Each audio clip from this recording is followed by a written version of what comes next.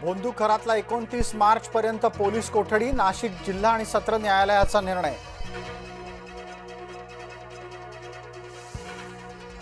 अशोक खरातला फाशीच द्या, सामाजिक कार्यकर्ते संतप्त। शौकीन उद्योजक आणि नेत्यांना खरातनं लाखोला गंडवलं, पौरुष शक्ती वाढवण्यासाठी लाखो रुपयांना विकला तुर्कीचा मध। भोंदू खरातनं विश्वस्तांचाही केला विश्वासघात, शाळा आणि अभ्यासिका उभारण्याचं आश्वासन हवेतच विरलं। सातारा मारहाणीच्या नंतर महायुतीतले नेते राज्य मंत्रिमंडळाच्या बैठकीत सोबत बसले, पीडित मंत्र्यांनी सुद्धा दाखवली हजेरी।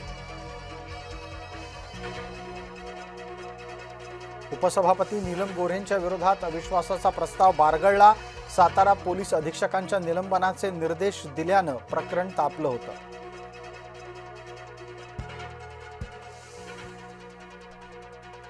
उद्धव ठाकरेंचा कार्यकाळ संपला, ठाकरेंसह 8 सदस्यांना सभागृहात दिला गेला निरोप। उद्धव ठाकरे परतणार, इतरांचं काय होणार हा प्रश्न कायम। संगमनेर मारहाण प्रकरणी थोरात अडचणीत, बाळासाहेब थोरातांच्या चुलत भावावर मारहाणीचा गुन्हा, शरद थोरातसह 9 जणांविरोधात गुन्हा दाखल। मवियाच्या बैठकीत शरद पवारांकडून युद्धजन्य स्थितीवर चिंता, देशाला झळ बसत असताना पंतप्रधान खूप उशिरा बोलले, पवारांची टीका।